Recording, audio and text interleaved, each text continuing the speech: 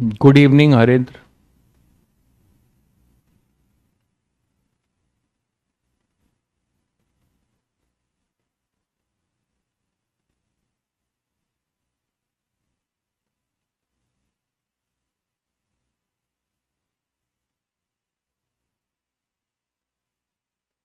अनुज, थोहेन, कैलाश, सभी को good evening.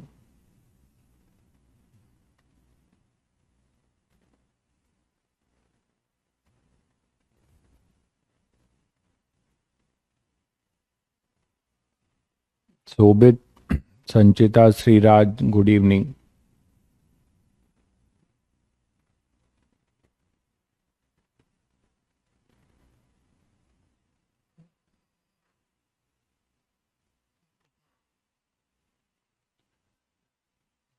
ध्यान रखिए भाई शोभित, अभी तबीयत खराब चल ही रहा है सभी का। हेल्थ टॉप प्रायोरिटी पे होना चाहिए। चलो बच्चों, तो ऑडियो वीडियो क्लियर है सभी बच्चों को? ऑडियो वीडियो सभी बच्चों को क्लियर है? ठीक है। तो एसी में हम लोग एलसीआर सीरीज सर्किट पढ़ रहे थे। ठीक है। हाँ हाँ, कर सकते हैं आप। ठीक है, आज कुछ क्वेश्चन और कर लेंगे। अब आप स्टार्ट कर सकते हो एसी के क्वेश्चंस करना। तो यहां पर देखिए, तो एलसीआर सीरीज में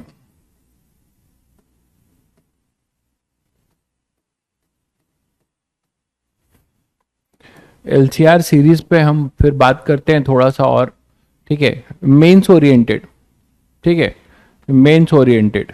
ठीक है, मेंस ओरिएंटेड मतलब ये जो टॉपिक मैं बताने जा रहा हूँ, क्वालिटी फैक्टर है ना, रेजोनेंस का क्वालिटी फैक्टर। जो रेजोनेंस का ग्राफ बनेगा वो क्वालिटी फैक्टर क्या होता है। तो ये बेसिकली पर्टिकुलर चीज जो है जेई मेंस में है, एडवांस में नहीं है। ठीक है, तो एलसीआर सीरीज में पहले कुछ ग्राफ की बात करें। एक ग्राफ मैंने आप लोगों को बताया था। ग्राफ में देखिए, ये तो सभी बच्चों को पता है कि जब eight the time of resonance क्या होगा। ये प्योरली इंडक्टिव सर्किट की तरह काम करता है ना। तो eight the time of resonance, eight the time of resonance Z जो है पूरा R के बराबर होता है। नेट इम्पिडेंस जो है R के बराबर होता है, ये हमने देखा था। ठीक है, तो Z is equal to R, purely resistive circuit. तो प्योरली रजिस्टिव सर्किट में जो अपना करंट होगा वो आप बताओ क्या होगा। I जो होगा वो I मैक्स होगा, है ना। रेजोनेंस के टाइम में आप जनरल देखिए, जनरल I क्या होगा। जनरल I जो होगा वो होगा अपने पास ई नॉट अपॉन में, मतलब आरएमएस लिख रहा हूं या कुछ भी, आप आरएमएस पी कुछ भी लिख सकते हैं। तो आपके पास जो आई होगा, है ना, जनरल, वो आप यही तो लिखते हो। आई आप लिखोगे ई अपॉन में मॉड जेड, है ना। और ये भी अपॉन में साइन, यहां पे लिखोगे साइन, मैं पूरा ही लिख देता हूं, +5, ऐसे ही लिखते हो। तो मैं कह रहा हूं कि इस आई की जो मैक्सिमम वैल्यू होगी, इस आई की जो मैक्सिमम वैल्यू होगी जनरल, वो आप क्या लिखोगे। आप मॉड जेड सभी को पता है वो क्या होगा। मॉड जेड जो होगा वो जनरल सभी को पता है वो क्या होगा। R² plus XC minus XL या एक्सएल माइनस एक्सी। तो मतलब omega L -1 upon omega C, मैं मॉड ले रहा हूं का स्क्वायर अंडर रूट, यही होगा। बोलो, तो अगर आप जो है यहां पर इसके लिए eight the time of resonance की बात करो तो ये टर्म जीरो हो जाएगा और मॉड जेड आर के बराबर होगा। तो आप यहां से देख पा रहे हो कि जनरल जो आई है वो मैक्सिमाइज कब हो जाएगा, जब इंपिडेंस मिनिमाइज हो जाएगा। तो eight the time of resonance Z minimum होगा। तो eight the time of resonance Z जो है मिनिमम होगा और आई मैक्स होगा, और वो होगा आई नॉट। कितना हो जाएगा वो, ई नॉट अपॉन मॉड जेड जो है आर होगा। ये बोल सकते हो, है ना।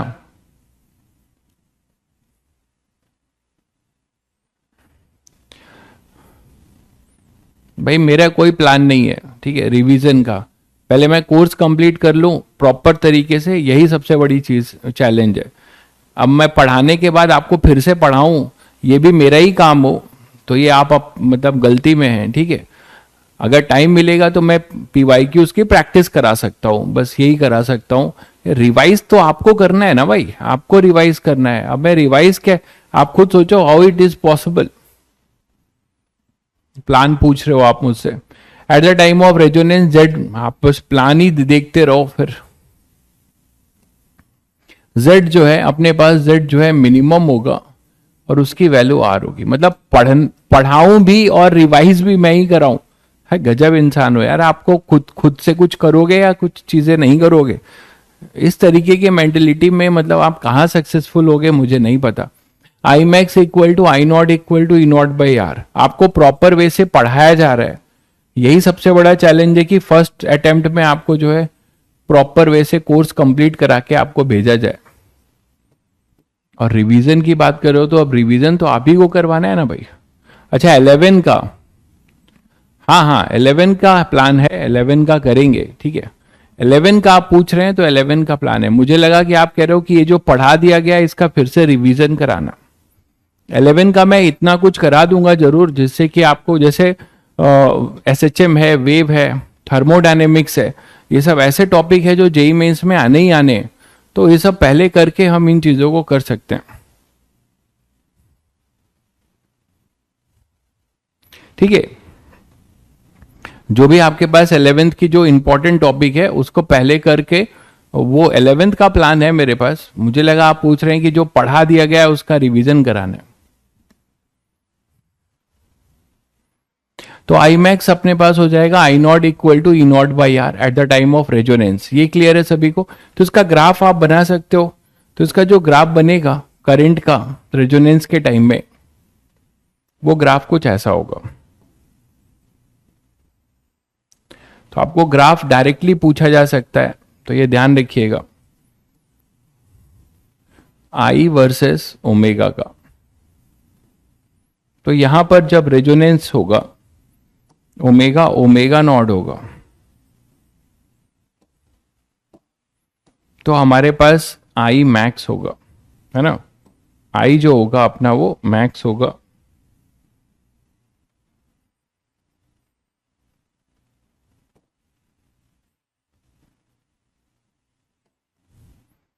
आई आपका मैक्स होगा और आई मैक्स जो होगा वो आई नॉट होगा, है ना। वो कितना हो जाएगा, ई नॉट बाई आर। अच्छा इस तरफ और इस तरफ के बारे में कुछ बताइए, दोनों साइड के इस तरफ और इस तरफ के बारे में बताइए। देखिए ओमेगा जो है जीरो से जब बढ़ रहा होगा तो आई नॉट अपना बढ़ रहा होगा।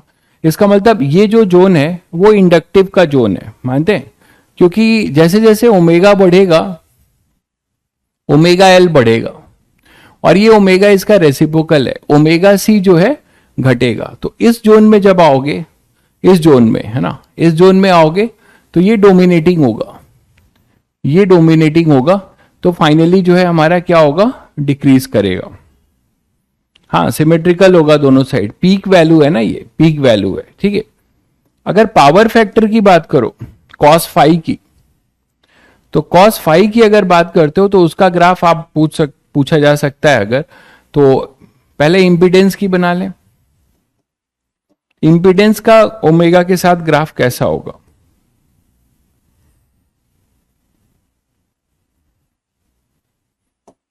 इंपिडेंस का कुछ पैराबोलिक नेचर होगा जेड का, जेड वर्सेस ओमेगा का। और सबसे मिनिमम इंपिडेंस आप सभी को पता है ओमेगा नॉट पे होगा, और वो होगा जेड इक्वल टू आर, और वो होगा जेड इक्वल टू आर, ठीक है। आप यहां से थोड़ा आइडिया ले सकते हो। इसको आप थोड़ा सा ओपन कर दो स्क्वायर करके, है ना, और इसे खोल दो, तो यहां से आपको जो है फोर्थ पावर वाला मिलेगा जेड का, है ना, जेड स्क्वायर का ओमेगा के साथ आपका क्वाड्रेटिक टाइप का ही ग्राफ बनेगा, ठीक है।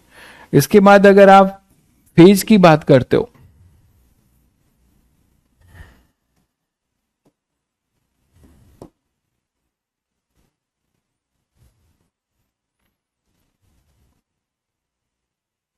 तो अगर फेज की बात करते हो तो कॉस फाई तो cos फाई अपना जो है कुछ ऐसा होगा, पहले -π/2 और इधर ये +π/2 के बीच में होगा।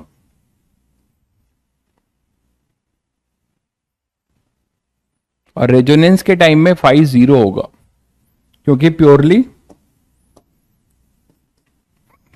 अपना कैसा होगा, कैपेसिटिव सर्किट होगा।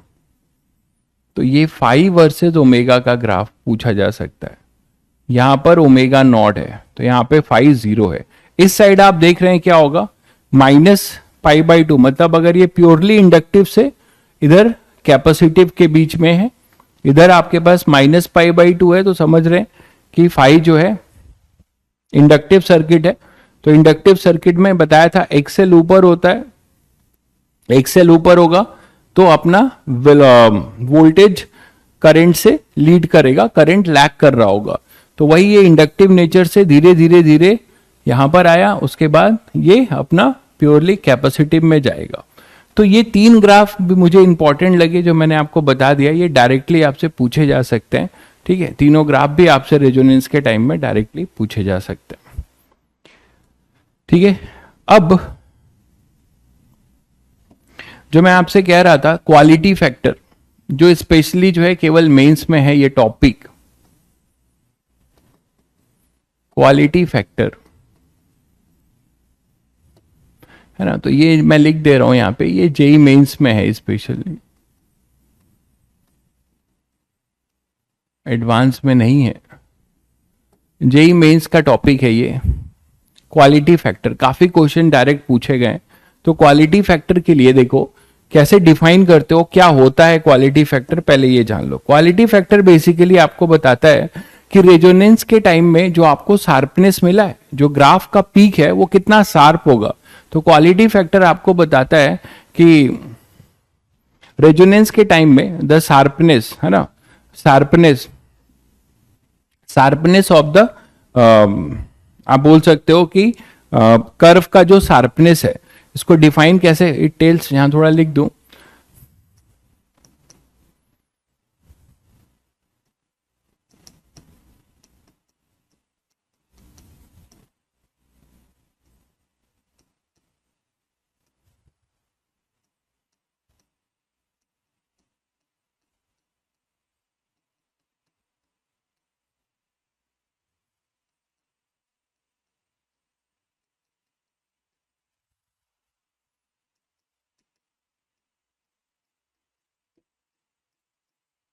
और हम ये पर्टिकुलर एलसीआर सीरीज के लिए कर रहे हैं है ना। ये क्वालिटी फैक्टर पर्टिकुलर डिफाइन होता है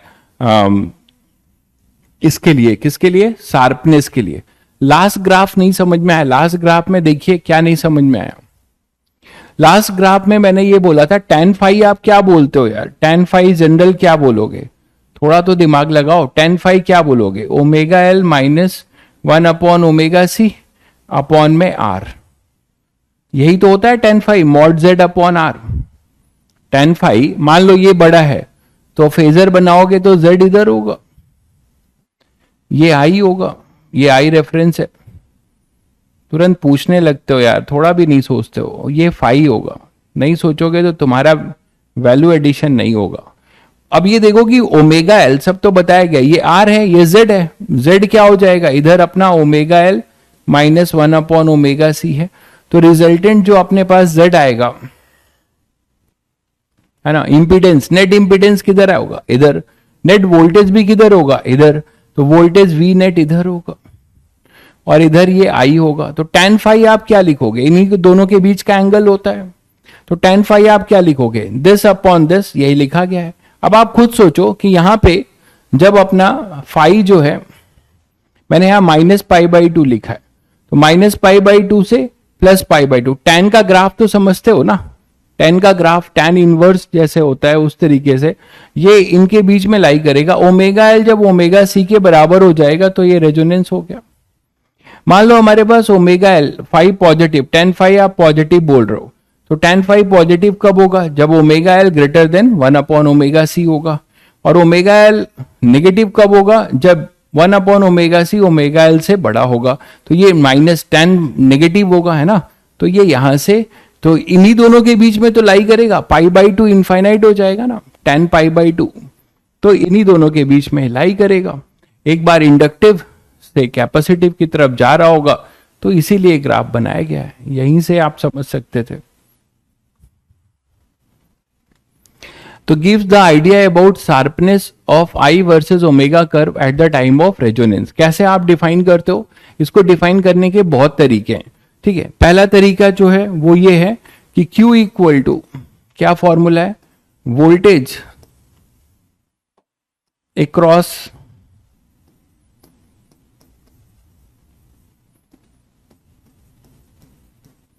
L और C, है ना, इंडक्टर या कैपेसिटर के अक्रॉस वोल्टेज अपॉन में मैक्सिमम वोल्टेज,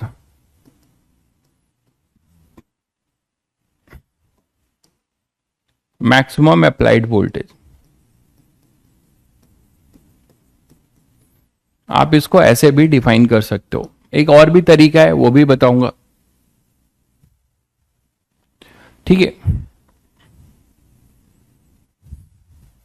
बिल्कुल टैन इनवर्स ग्राफ जैसा ही था, बिल्कुल। तो वोल्टेज अक्रॉस एल और सी अपॉन में maximum applied voltage. Voltage across L और सी क्या हो सकता है, आप सभी को पता है, किसी एक का, दोनों का नहीं, किसी एक के क्रॉस का वोल्टेज ले लो, आइदर एक्सएल के क्रॉस या एक्सी के क्रॉस, कितना हो जाएगा वो, आई इंटू एक्सएल। लेकिन आपको साथ में मैक्सिमम अप्लाइड वोल्टेज, तो what is the maximum applied voltage, ठीक है, मैक्सिमम अप्लाइड वोल्टेज, ठीक है। मैक्सिमम अप्लाइड वोल्टेज आप क्या बोल सकते हो, मैक्सिमम अप्लाइड वोल्टेज भाई नेगेटिव, नेगेटिव का मतलब यह है कि आपका ये जो फाई है आपका, ये इधर पॉजिटिव है, ये वाला टर्म इधर अगर होगा, ये अपने पास आर होगा, ये जेड होगा, तो क्लॉकवाइज के लिए नेगेटिव होगा। लैगिंग और लीडिंग के बारे में बता रहा है ना, वही चीज आपको यहां पे बताया गया। ये पूरा रोटेट कर दोगे इस तरफ, तो ये अपना एक्सेल होगा, इधर लीडिंग होगा, और इस तरफ कर दोगे तो बताया था एक्सी होगा, इधर -π/2, तो ये नेगेटिव होगा, इसीलिए दिखाया गया है -π/2 से π/2 तक। मैथ्स के स्टूडेंट हो यार, फिर भी नहीं समझ पा रहे हो। वोल्टेज अक्रॉस एल और सी अपॉन मैक्सिमम अप्लाइड वोल्टेज, तो क्वालिटी फैक्टर आप क्या बोल सकते हो, आई इंटू एक्सएल, मैं एक्स एल के क्रॉस ले लेता हूं, अपॉन में मैक्सिमम अप्लाइड वोल्टेज क्या होगा, maximum applied voltage at the time of resonance की बात हो रही है, तो eight the time of resonance, ठीक है, मैक्सिमम अप्लाइड वोल्टेज, इसको क्या हो सकता है, I into R. Maximum applied voltage क्या होगा, I into R. At the time of resonance XL XC के बराबर होगा, तो मैक्सिमम अप्लाइड वोल्टेज कितना हो सकता है प्योरली रेजिस्टिव सर्किट में, V equal to I R. तो ये अपना मैक्सिमम है दोनों करंट, तो ये कट जाएगा, Q की वैल्यू हमारे पास क्या आएगी, एक्सएल अपॉन आर, और एक्सएल को आप लिख सकते हो ओमेगा नॉट एल, ये eight the time of resonance है, ये जो भी हम डिफाइन कर रहे हैं एट द टाइम ऑफ, ये है eight the time of resonance. वो अंडरस्टूड है कि मैक्सिमम कब होगा voltage applied, eight the time of resonance से हम लिख सकते हैं, है ना, ओमेगा नॉट एल अपॉन में आर। तो ये हो जाएगा ओमेगा नॉट एल अपॉन में आर। तो Q क्वालिटी फैक्टर, अच्छा ओमेगा नॉट सभी को पता है क्या होता है, 1/√LC। तो इसकी वैल्यू पुट करोगे तो आपके पास क्या मिल जाएगा, 1/R√L/C। तो this is the formula for quality factor, ठीक है, इंपॉर्टेंट है जेई मेंस के लिए, डायरेक्ट क्वेश्चंस भी आए हुए हैं, ठीक है। तो this is the formula for quality factor, जो आपको क्या बताता है, sharpness of the I versus omega curve, sharpness of I versus omega curve कैसे, आप देखिए एल और सी तो कांस्टेंट है, Q inversely proportional to R है, क्वालिटी फैक्टर जो है Q inversely proportional to R है। इसका मतलब एक ग्राफ आपसे कई बार पूछा भी गया है कि ये जो आई वर्सेस वी का ग्राफ है, मैं 3 रेजिस्टेंस के लिए अगर बनाता हूं, देखिएगा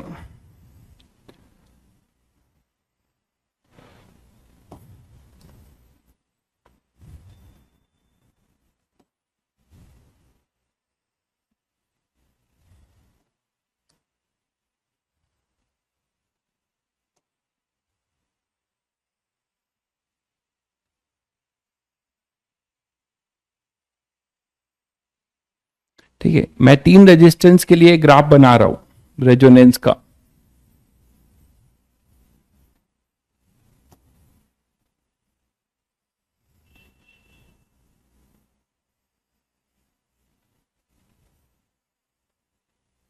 ठीक है, ये मान लो R1 है,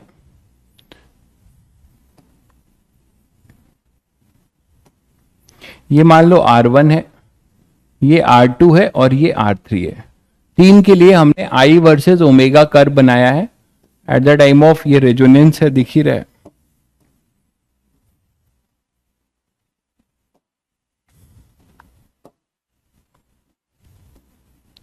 तो सभी बच्चे बता सकते हैं कि इसमें जो शार्पनेस है किसका ज्यादा होगा, कौन सा कर्व कितना शार्प होगा। जो कर्व जितना शार्प होगा उसका रेजिस्टेंस उतना ही कम होगा। यहां से देखिए, quality factor basically tells you about the sharpness of the curve, है ना। हाँ हाँ, ये जो भी मैंने L के लिए बोला है, आप इसको I इंटू एक्सी से भी कर सकते हैं, I इंटू एक्सी से भी कर सकते हैं, ठीक है, और एक्सी से भी कर सकते हैं आप, आपको मिलेगा वही। तो यहां पर हमारे पास जो ओमेगा नॉट है, इसके लिए आप देखो कि क्वालिटी फैक्टर जो है इनवर्सली प्रोपोर्शनल टू आर है। तो इससे आप क्या समझ रहे हैं, इससे आप ये समझ रहे हैं कि sharpness of the curve is inversely proportional to are.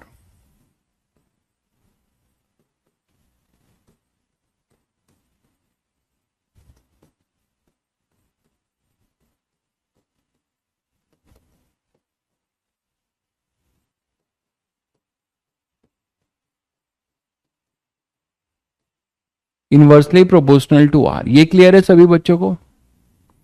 ठीक है, अब यहां से आप क्या बोल सकते हो, देखो कि यहां से आप बोल सकते हो कि इसको देख कर कि ये ज्यादा शार्प है, इसका मतलब यहां से आप कंक्लूड कर सकते हो कि R3 जो है वो लेस देन R2 होगा, लेस देन R1। तो ऐसे क्वेश्चन भी आपसे पूछे जा सकते हैं ग्राफिकली। तो R3 less than R2 less than R1, ये क्लियर है। ठीक है, चलिए आगे बढ़ते हैं। तो क्वालिटी फैक्टर आपने देखा, क्वालिटी फैक्टर को और भी हम दूसरे वे से भी डिफाइन करते हैं, है ना, अनदर वे।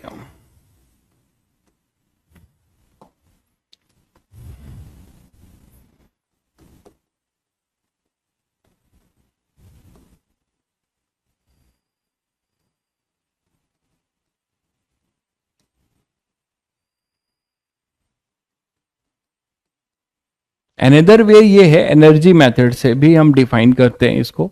हम ये बोलते हैं कि जो अपना क्वालिटी फैक्टर है Q इक्वल टू बोलते हैं जो एवरेज एनर्जी वन अप मतलब 2 पाई करके। ठीक है, एनर्जी के बारे में पहले बात करते हैं कि हमारी जो क्वालिटी फैक्टर है ना, क्वालिटी फैक्टर जो है वो है 2 pi times average energy stored across inductor और कैपेसिटर। किसी के अक्रॉस जो है हमारा जो एवरेज एनर्जी स्टोर्ड है कैपेसिटर या इंडक्टर में अपॉन में total energy of the circuit, total energy of the circuit eight the time of resonance, eight the time of resonance. उसी को हम एनर्जी के टर्म्स में भी डिफाइन कर सकते हैं। मतलब इसको ये मैं बोल रहा हूं कि 2 pi times maximum energy stored कहां होगा, इंडक्टर में होगा या कैपेसिटर में, इन्हें इंडक्टर और कैपेसिटर, है ना, maximum energy stored in A inductor और कैपेसिटर अपॉन में टोटल एवरेज पावर डिसिपिएटेड या एनर्जी लॉस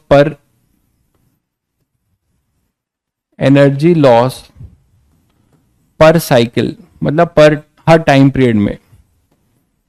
ये है 2 पाई टाइम्स। तो हो सकता है कि आपसे डायरेक्ट फॉर्मूला ही पूछ ले जेईई मेंस में, आपसे हो सकता है कि डायरेक्ट आपसे फॉर्मूला ही पूछ ले, इसलिए मैं ये फॉर्मूला भी आपको बता दे रहा हूं कि 2 pi times of maximum energy stored in A inductor, है ना, maximum energy stored in the circuit. तो ये बताओ कि मैक्सिमम एनर्जी है, तो मैक्सिमम एनर्जी क्या होगा, ऑसिलेशन में बताया था, एलसी ऑसिलेशन में, कि एनर्जी जो है या तो पूरी मैक्सिमम इंडक्टर में होगी या फिर कैपेसिटर में। पीरियोडिकली T/4 टाइम में चेंज होती है, जैसे एलसी ऑसिलेशन में आपने देखा था। तो किसी एक की एनर्जी, मैक्सिमम एनर्जी क्या लिख सकते हो? मैक्सिमम एनर्जी यू मैक्स आप लिख सकते हो क्या? हाफ एल, मैं इंडक्टर के लिए लिख दे रहा हूं, I not square, half L I not square. बोलो, half L I not square. और energy loss per cycle, energy loss per cycle, पहले पावर बता दो क्या होगा? पावर क्या हो जाएगा? I not square R. तो एनर्जी क्या होगा पर साइकिल, मतलब हीट, वो होगा I not square R T, I not square R into per cycle बोला है, मतलब वन टाइम पीरियड। इसी को उठा के आप डिवाइड कर दोगे और इंटू 2 पाई, तो आपको क्वालिटी फैक्टर फिर से मिल जाएगा। 2 pi times of I not square R, sorry half L I not square upon में I not square R into T, तो अपॉन में टी। ठीक है, तो Q हो जाएगा 2 पाई/T, ओमेगा नॉट हो जाता है। और ये यहां पे आई नॉट स्क्वायर कट जाएगा, 2 से 2 रहेगा, मतलब 1, तो L/2R। ये चेक करिएगा, 2 1 यहां पे भी था ना,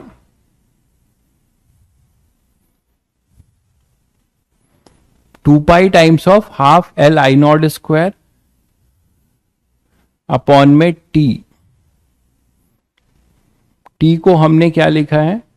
ये 2 पाई/T अपना हो जाएगा ओमेगा नॉट, 2 पाई/T जो हो जाएगा वो हो जाएगा ओमेगा नॉट।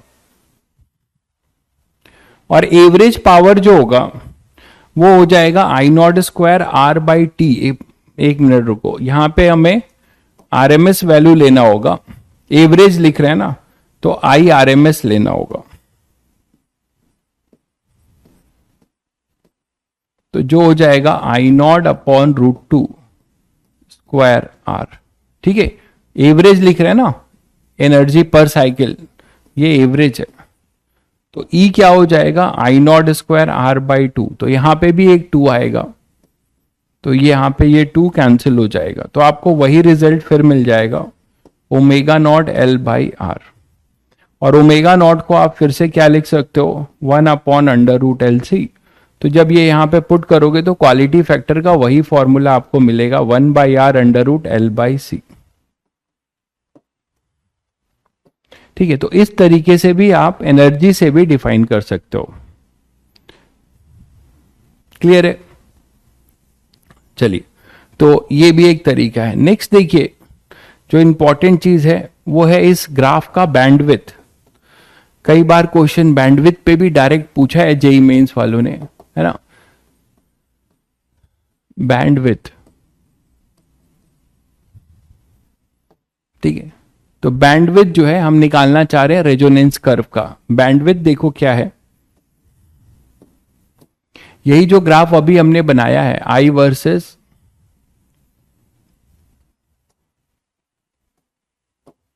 ये आई है और ये अपना ओमेगा है। तो अभी बनाया था हम लोगों ने ये ग्राफ आई वर्सेस ओमेगा का।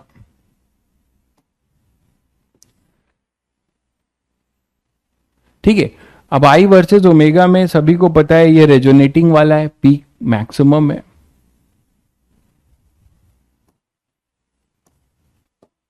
आई नॉट, ठीक है। अब ये भी कहानी शुरू होती है क्यों? क्वालिटी फैक्टर को ही डिफाइन करने पे। क्वालिटी फैक्टर में ये बोला जाता है कि यहां पर एक करंट आपको मिलता है मैक्सिमम, देखिएगा ध्यान से, ये आप बोल रहे हैं आई नॉट,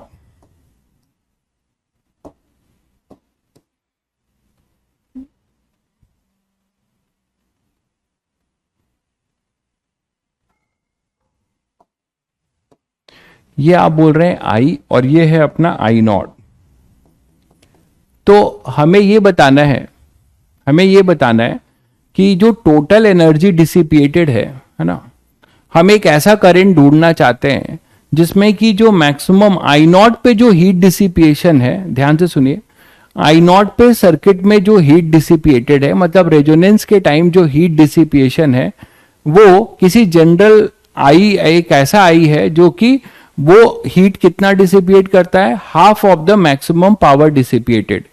पावर से ही बात कर लें तो मैक्सिमम पावर डिसिपिएटेड का आधा पावर जब डिसिपिएट हो रहा होता है ना, उस समय करंट कितना है, उस करंट को जब हम निकालेंगे तो मान लीजिए अभी देखते हैं वो करंट कितना आएगा, तो पहले वो करंट ही निकाल लें। तो बैंडविड्थ के लिए इसको पूरा लिख लेते हैं, bandwidth in LCR series circuit.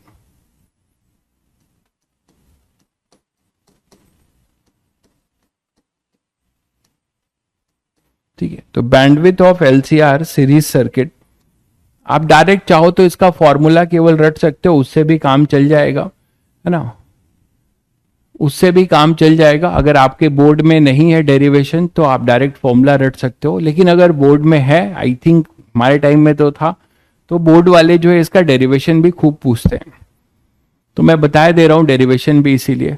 Bandwidth of LCR series circuit, तो bandwidth of LCR series circuit में मैंने आपको क्या बताया कि जो पावर डिसिपिएटेड है, जो power current for which power dissipation is half of the maximum power dissipated, तो हम वो करंट ढूंढना चाहते हैं जिसमें कि हमारा जो पावर डिसिपिएशन है वो half of its maximum value है। ठीक है, तो आई नॉट स्क्वायर आर पावर हो गया, इसका आधा पावर डिसिपिएशन में जो सर्किट में करंट फ्लो हो रहा होगा वो अपना जो है हमें ढूंढना है।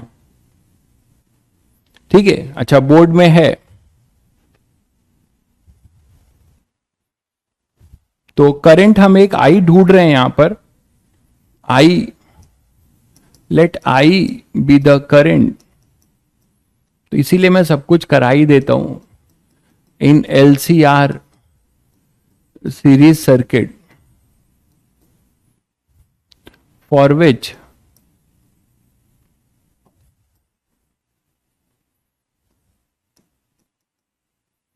power dissipation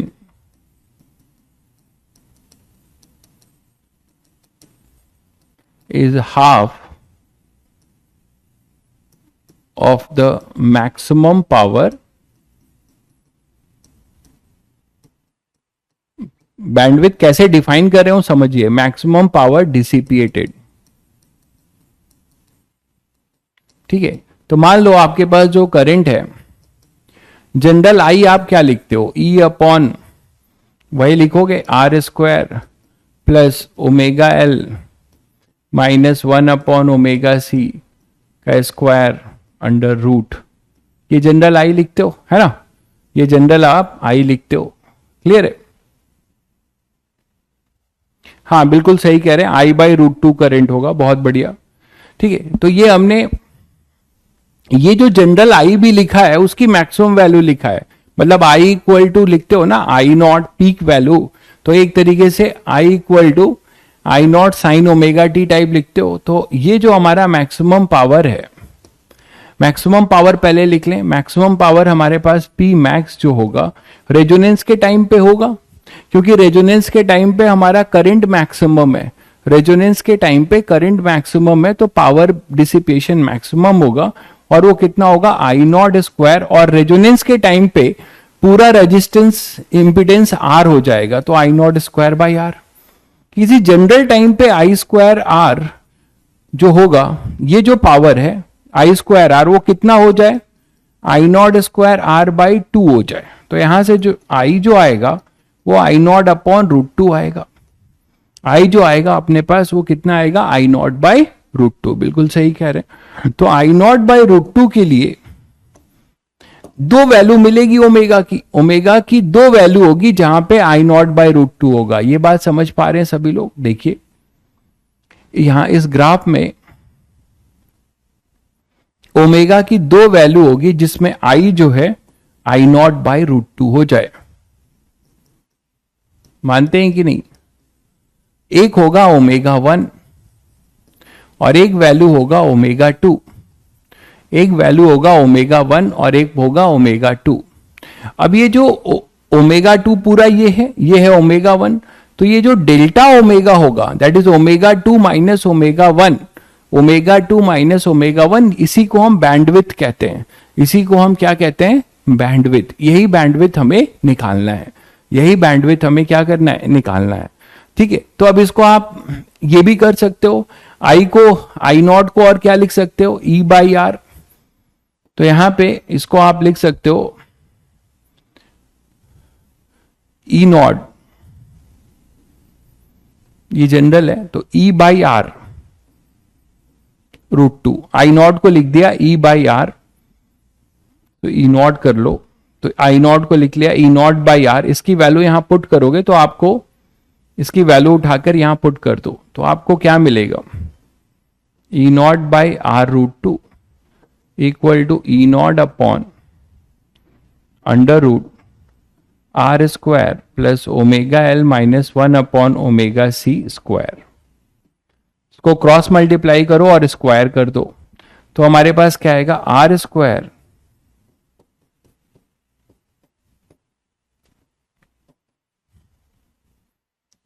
to R square. Check करिएगा, क्रॉस मल्टीप्लाई करके स्क्वायर कर दिया, क्रॉस मल्टीप्लाई करके मैंने इसको स्क्वायर कर दिया। ये चेक करिए पहले,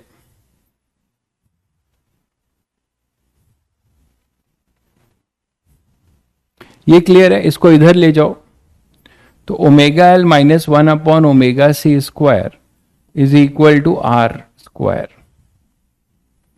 और जब इसको करेंगे तो हमें दो रूट्स मिलेंगे,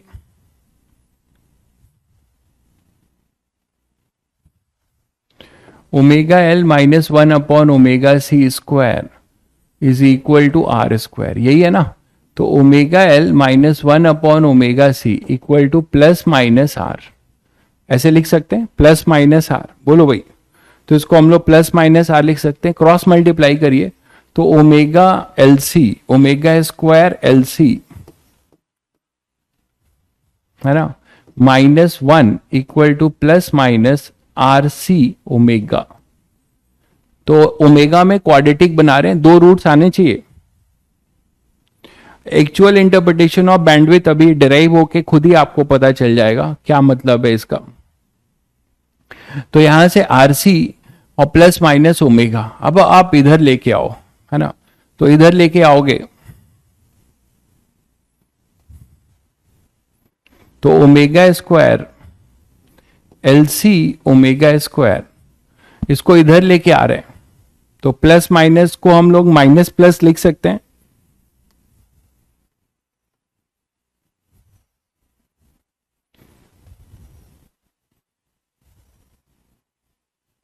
क्वाड्रेटिक एक बार चेक करिए जरा, सब सही है?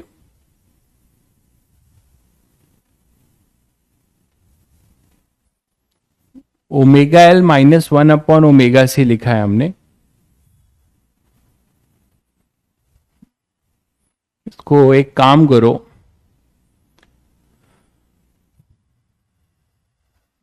ये जनरल है, इसको हम लोग ओमेगा सी उल्टा भी तो लिख सकते हैं ना, लेकिन वो स्क्वायर है तो उससे कुछ फर्क तो पड़ेगा नहीं। बोलो,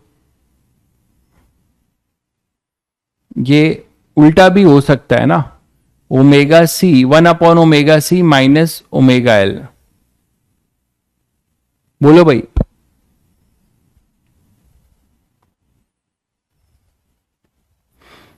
इसको मैं क्या बोल रहा हूं समझ रहे हो सभी लोग?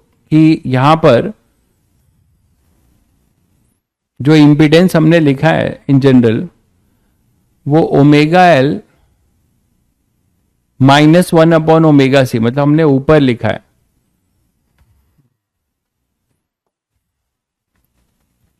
अगर हम 1 अपॉन ओमेगा सी माइनस नीचे लीडिंग से लैगिंग के लिए लें, यहां पे फर्क आ जाएगा बस। क्वाड्रेटिक में तो कुछ फर्क आएगा क्या? देखना, प्लस माइनस का फर्क आएगा। ओमेगा स्क्वायर एल सी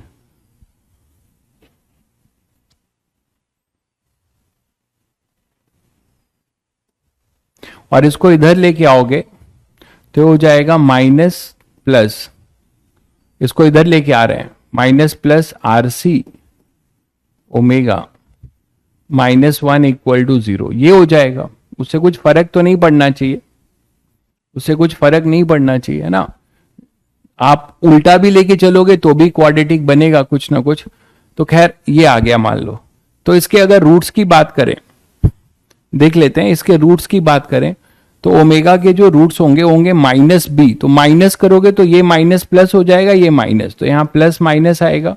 तो minus B plus minus under root B square R square C square B square minus 4ac। तो माइनस और ये माइनस प्लस, तो 4lc अपॉन 2a, तो 2lc। अब एक चीज देखो जरा कि हम ओमेगा का जो रूट होगा वो प्लस वाला ही लेंगे, माइनस में ये वैल्यू बड़ी आ जाएगी, माइनस में ये वैल्यू बड़ी हो जाएगी। यहां अगर माइनस ले लोगे तो ये वैल्यू इससे बड़ी हो जाएगी, है ना। आर सिर्फ प्लस होगा, क्यों प्लस होगा, आर सिर्फ प्लस क्यों होगा, रूट्स के लिए यहां पे माइनस प्लस।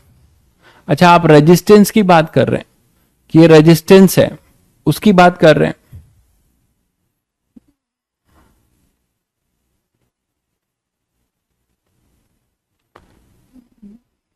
नहीं समझ नहीं रहे हो, यहां पे अगर आप रूट्स की बात कर रहे हो तो यहां पे नेगेटिव, ये मान लो नेगेटिव है तो इधर भी तो कुछ नेगेटिव आके ये चीज पॉजिटिव हो सकती हो, तो रूट्स यहां पे लिया जाएगा। ठीक है, आप सही कह रहे हो कि रेजिस्टेंस तो पॉजिटिव होगा, तो ऐसा भी हो सकता है ये नेगेटिव और ये नेगेटिव दोनों मिलके इक्वलिटी जस्टिफाइड कर दें। ठीक है, तो दोनों नहीं तो एक रूट का लॉस होगा, तो ये दोनों लेके चलेंगे। मैं यहां बोल रहा हूं यहां हम केवल प्लस लेंगे, क्योंकि यहां अगर माइनस ले लोगे, ठीक है, यहां अगर माइनस ले लोगे तो ये क्वांटिटी इससे बड़ी हो जाएगी, तो ये नेगेटिव आ जाएगा। तो फॉर ओमेगा जो फाइनली आएगा वो आएगा प्लस माइनस आरसी, यहां प्लस होगा केवल, शायद सब लोग समझ गए होंगे, R square C square plus 4lc upon में 2lc। तो इसके दो रूट्स वही मिल रहे हैं, ओमेगा 1 और ओमेगा 2, ओमेगा 1 और ओमेगा 2 दो रूट्स मिल रहे हैं आपके। ओमेगा 1 अपना लोअर वाला है, देखो ये दो रूट्स मिल रहे हैं ना, ओमेगा 1 और ओमेगा 2। तो ओमेगा 1 अपना लोअर वाला है, तो इसकी लोअर वैल्यू को ओमेगा 1 असाइन करिए, मतलब minus R C plus under root R square C square plus 4lc upon में 2lc। और ओमेगा 2 जो होगा वो हो जाएगा R C plus under root R square C square plus 4lc upon में 2lc। ये क्लियर है बच्चों, यहां तक सभी बच्चों क्लियर है। मैथ्स ही है, आपके लिए बड़ी चीज नहीं है, ठीक है, बस देखने में बड़ा है, क्वाड्रेटिक है। अब ओमेगा 1 ओमेगा 2 आ चुका है, बैंडविड्थ क्या हो जाएगा, omega 2 minus omega 1, that is our delta omega, that we call it bandwidth. और वो कितना होगा, इसको इससे माइनस कर दो, तो माइनस करोगे तो क्या होगा, ये minus minus 2rc upon 2lc, 2rc upon 2lc, यही आ रहा है 2rc अपॉन 2lc। तो ये तो कैंसिल हो गया 2c r बाई एल। तो ओमेगा 2 ये आपके लिए एक इंपॉर्टेंट काम का फॉर्मूला है, equal to r by L. तो बैंडविड्थ का फॉर्मूला अपने पास आया r बाई एल। ठीक है, अब एक बच्चा पूछ रहा था सर इसका फिजिकल मीनिंग क्या है। फिजिकल मीनिंग तो मैंने आपको एनर्जी से बताया कि ये सर्किट में कोई एक ऐसा करंट, सर्किट में कोई ऐसा करंट जब फ्लो हो रहा है जहां पे जो हीट डिसिपेशन है वो मैक्सिमम हीट डिसिपेशन का हाफ है। ठीक है, तो उस समय जो हमारे पास दो ओमेगा मिल रहा है उसके बीच का जो डिस्टेंस है वो बैंडविड्थ है। लेकिन और क्या ये बताना चाह रहा है, देखो ये और बताना चाह रहा है कि बैंडविड्थ जितना आर बड़ा होगा बैंडविड्थ उतना बड़ा होगा, आर जितना बड़ा होगा बैंडविड्थ उतना बड़ा होगा, मतलब ग्राफ फ्लैट होगा, उस रेजोनेंस का जो कर्व होगा वो उतना ज्यादा फ्लैट होगा। ठीक है, आर के डायरेक्टली प्रोपोर्शनल है बैंडविड्थ, तो जितना ज्यादा जो है अपना आर बड़ा होगा, आप रेजिस्टेंस जितना, रेजिस्टेंस की वैल्यू जितना बढ़ाओगे ग्राफ फ्लैटेंड होगा और ज्यादा फ्लैट हो जाएगा। जैसे हम लोगों ने एक ग्राफ ये बनाया था, देखो ये वाला, यहां पे सभी बच्चे देख रहे हैं कि जो बैंडविड्थ होगा, है ना, particular I naught by root 2 के लिए इस ग्राफ और इस ग्राफ में R1 R2 और R3 में R1 बड़ा है, तो इसका बैंडविड्थ भी ज्यादा होगा, है ना। ठीक है, इसका फिजिकल मीनिंग ही बता रहा हूं भाई, और क्या फिजिकल मीनिंग बताऊं, ये फिजिकल मीनिंग ही तो बता रहा हूं इसका, कि रजिस्टर सर्किट में एनर्जी से समझाया, अब आपको करंट से समझा रहा हूं कि जो पीक करंट का आधा जो करंट अटेंड होगा उसमें जो ग्राफ बनेगा, ग्राफ मतलब वो जल्दी, आप खुद सोचो कि जिसका बैंडविड्थ ज्यादा होगा शार्पनेस वो मैक्सिमम कम लेगा। अब इसको और एनालाइज कर सकते हो कि जो जितना ज्यादा फ्लैट होगा उसका शार्पनेस, उसकी पीक जो है उतनी लेट में आएगी, उसकी पीक वैल्यू जो है उतनी लेट में आएगी, है ना। क्वालिटी फैक्टर या शार्पनेस वो लेट में आएगा, क्योंकि सभी को पता है कि quality factor inversely proportional to R है, जबकि bandwidth directly proportional to R है।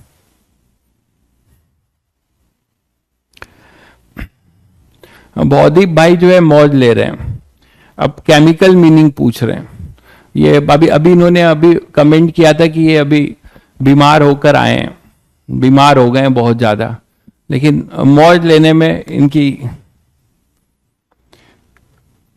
फितरत अभी गई नहीं है। भाई अगर एक चीज बताओ, जो लोग हमेशा मौज के चक्कर में होते हैं उनकी दुनिया मौज लेती है, और इस तरीके से मौज लेती है कि जिंदगी भर मौज लेती है। फिर अभी शुरू में वो लोगों के मौज लेते हैं, कुछ इंस्टेंटेनियस मौज होता है, लेकिन आपका जब मौज लिया जाएगा तो वो बहुत लंबे टाइम तक होगा, ठीक है। तो ω2 माइनस ω1 हो जाएगा delta omega equal to R/L। तो शायद सभी बच्चे समझ गए कि इसका क्या मीनिंग है, कि bandwidth directly proportional to R है, बैंडविड्थ जो है डायरेक्टली प्रोपोर्शनल टू R है।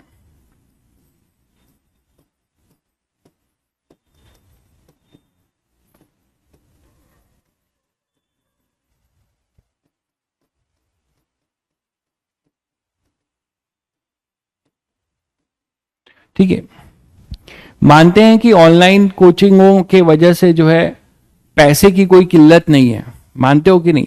ऑनलाइन कोचिंग है, 4,000 3,000 रुपए जो आपके घर के सब्जी का, मतलब पापा आपके जो है थैला उठा के मार्केट में सब्जी लेने जाते होंगे, तो वो आपके 500 रुपए की 3 सब्जी आती होगी, तो 3 दिन चलेगी ज्यादा ज्यादा। फल अभी छोड़ दिया, फल आप हटा दो, ठीक है। तो आपके 6 टाइम की सब्जी का रेट है साल भर का, जो टीचर यहाँ रो रो के पढ़ाता है, इतना पैशनेट होके पढ़ाता है कि अपने बच्चों को बेस्ट दे दे, और बच्चा जो है उसको परसीव करके सेलेक्ट हो जाए। इस लेवल से बच्चा यहाँ, टीचर यहाँ आता है, इस मोटो से, जो टीचर अपने आप को मानता है वो इसी तरीके से आता है और पढ़ाता है, ठीक है। लेकिन बच्चा इस चीज की कदर करता है, तो इस तरीके की मौज नहीं लेता कि केमिकल मीनिंग बता दो, ये मीनिंग बता दो, ठीक है। उसका लेवल वो दिखता है। दूसरी इंपॉर्टेंट बात कि उसको पैसे की कोई टेंशन नहीं है। लेकिन सबसे बड़ी बात आप नहीं समझ रहे हो कि ऑनलाइन कोचिंगों ने एक गड़बड़ ये हुआ है भाई, कि पैसा तो बहुत कम हो चुका है, तो लोग जो जिनको तैयारी नहीं करना चाहिए, या जो तैयारी करने के लिए दूर दूर तक कभी सोचे नहीं है, उस टाइप के प्राणी भी मोटिवेट हो गए कि हम भी चलो तैयारी कर लेते हैं। लगता ही क्या है, 6 दिन का 6 टाइम के सब्जी का पैसा ही तो है घर का। बाबूजी बोलेंगे हाँ कर ले यार, क्या लगता है। लेकिन वो एक चीज भूल रहा है कि इस चक्कर में वो अपना एक बहुत ही वैल्यूएबल टाइम, जो शायद वो उसका मन यहां नहीं लग रहा है, तो वो वैल्यूएबल टाइम कहीं और वो लगाता, जैसे क्रिकेट खेलने में, या कुछ और चीज पढ़ने में, या कुछ और कुछ करने में जो उसका प्रोडक्टिव होता, जहां वो वहां पर अच्छा कर सकता था, वो समय वो यहां पर बर्बाद कर रहा है। तो वो समय फिर लौट के नहीं आएगा, जो कि बहुत वो मतलब प्राइसलेस, उसका कोई आप खरीद नहीं सकते ना समय को। कौन खरीद सकता है? अंबानी से पूछ लो, है ना, मार्क जकरबर्ग से पूछ लो, एलन मस्क से पूछ लो, कि आप बस नैनो सेकेंड का समय खरीद के दिखा दो, खरीद पाएंगे? वो नहीं खरीद पाएंगे, ठीक है। तो अब यही सारी चीजें हैं कि जो आपको समझना है, ठीक है, यही चीज आपको समझना है। तो बेटा मैं उन बच्चों को खासकर बोल रहा हूं कि ऐसा मत सोचो कि यहां पैसा नहीं लग रहा है, क्या ही पैसा है तो हम चलो तैयारी कर लें। पैसा छोड़ो, आपका समय, आपका मेहनत और आपका इंगेजमेंट लग रहा है, जो हो सकता है कि कहीं आप और खपाओ तो आप कुछ प्रोडक्टिव आउटपुट ले आ पाओ। मैं उन बच्चों की बात कर रहा हूं जिनका मन नहीं लगता, जबरदस्ती ऐसे मोटिवेट होते हैं दूसरे को देखकर पढ़ने के लिए, आईआईटी की तैयारी करने के लिए। ठीक है, तो ये चीज आपको समझने का है। तो bandwidth directly proportional to R है। तो जब भी यहां चीजें क्रूशियल पढ़ाई जाए, मैंने कई बार बोला है, आपके पास समय बहुत कम है बच्चों। आप स्कूल मैनेज कर रहे हो, सारी चीजें मैनेज कर रहे हो, एक्स्ट्रा क्लास मैनेज कर रहे हो, समय कम है। तो इस कम समय को कैसे अच्छा कर सकते हो? यहां पे जब क्लास चल रही होती है तो जितना ज्यादा कंसेंट्रेशन लेवल, जितना ज्यादा फोकस आप अपना यहां पे बैठाओगे, वो आपको बहुत बेनिफिट करेगा। आप देखते हो कि मेरे पास समय नहीं होता कि मैं आपसे कुछ दो बातें करूं इधर उधर की, जबकि कभी कभी करना भी चाहता हूं, लेकिन नहीं समय होता, क्योंकि मुझे पता है कि कंटेंट इतना ज्यादा है कि वही देने में अभी समय नहीं आ पा रहा है। तो मैं इसीलिए उन चीजों को अवॉइड करता हूं कि एक एक समय कीमती है, एक एक पल यहां पे बहुत इंपॉर्टेंट है। तो आपको भी यहां पे नजरें टिकाकर और ऐसा कुछ कंसंट्रेशन लेवल करना चाहिए कि सर एक बार बोर्ड पे अगर हम देखें तो उसको याद रहे, है ना, दोबारा बहुत पढ़ने की जरूरत ना पड़े। तो bandwidth directly proportional to R. तो अगर bandwidth directly proportional to R है, इसका मतलब सभी बच्चे समझ रहे हैं कि जो अपना बैंडविड्थ अगर डायरेक्टली प्रोपोर्शनल टू आर हो गया, तो सभी बच्चे ये समझ रहे हैं कि हमारा जो पीक है या शार्पनेस है वो इनवर्सली प्रोपोर्शनल टू आर है। ठीक है, शार्पनेस अपना इनवर्सली प्रोपोर्शनल टू आर है। तो जब वो इनवर्सली प्रोपोर्शनल टू आर है तो ऑब्वियसली वो बैंडविड्थ के भी इनवर्सली प्रोपोर्शनल होगा। तो जिसका बैंडविड्थ जितना ज्यादा होगा, जिसका बैंडविड्थ ग्राफ का जितना ज्यादा होगा, वो मैक्सिमम अटेंड करने में ज्यादा समय लेगा। ठीक है, शायद सब लोग समझ गए। तो ये अपना बैंडविड्थ है। अब बैंडविड्थ का ये फॉर्मूला आपको ध्यान रखना है, बैंडविड्थ का ये फॉर्मूला आपको ध्यान रखना है, और आप क्वालिटी फैक्टर को बैंडविड्थ से रिलेट कर सकते हो, क्वालिटी फैक्टर को बैंडविड्थ से रिलेट कर सकते हो। तो थर्ड टाइप से मैं आपको क्वालिटी फैक्टर डिफाइन करना सिखा रहा हूं, तीसरे टाइप से। तो एक क्वालिटी फैक्टर तीन तरीके से डिफाइंड हुआ है, एक एनर्जी से, है ना, एक वोल्टेज वाले से, और एक तीसरा मैं जो आपको बता रहा हूं वो है अपना कि क्वालिटी फैक्टर और बैंडविड्थ में क्या रिलेशन है। तो इन सब पे सीधा सवाल आया है, ये आपको 4 नंबर दे जाएगा। अगर आपको बस फॉर्मूले आते हैं तो सीधे जेईई मेंस में आप 4 नंबर लेके आओगे, शायद एक मतलब आधा मिनट लगे करने में। लेकिन अगर ये नहीं पढ़े रहोगे तो कुछ वहां कर नहीं सकते। Relation between quality factor and bandwidth. तो यहां हर चीज बोर्ड पे लिखी हुई आपके लिए कभी भी कुछ भी नंबर दिला सकती है, इस हिसाब से पढ़िए। तो relation between quality factor and bandwidth. तो क्वालिटी फैक्टर और बैंडविड्थ के लिए आप रिलेशन ये बोलते हो कि बैंडविड्थ को डिफाइन करते हो क्वालिटी फैक्टर के टर्म्स में, Q is equal to omega naught, है ना, angular frequency at resonance upon में 2 times of bandwidth, 2 delta omega. इस तरीके से आप डिफाइन करते हो 2 डेल्टा ओमेगा, ये अपना जो है बैंडविड्थ है। ओमेगा, देखिए डेल्टा ओमेगा मैंने क्या लिया है ये भी समझ लीजिए पहले। डेल्टा ओमेगा इसे लिया गया है, तो नहीं तो आपको कंफ्यूजन होगा। ये डेल्टा ओमेगा है, तो मुझे यहां पे थोड़ा मैंने गलत लिख दिया है, ये है। तो ओमेगा 2 माइनस ओमेगा 1 को हम 2 times of delta omega define कर रहे हैं। ठीक है, तो मैंने यहां जो लिख दिया है आपको डेल्टा ओमेगा, ये 2 टाइम्स कर लीजिएगा, है ना। पीक से ओमेगा इधर कितना शिफ्ट हुआ है वो डेल्टा ओमेगा है, और पीक से इस तरफ कितना शिफ्ट हुआ है वो डेल्टा ओमेगा है।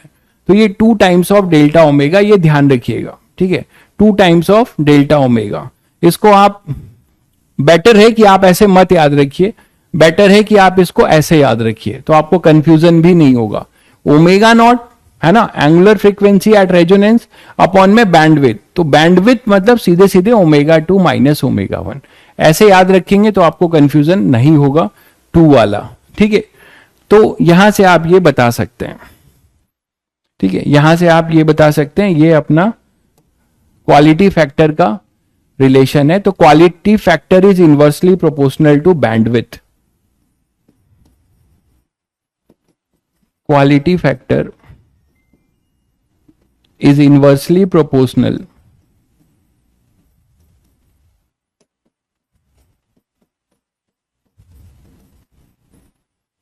to bandwidth।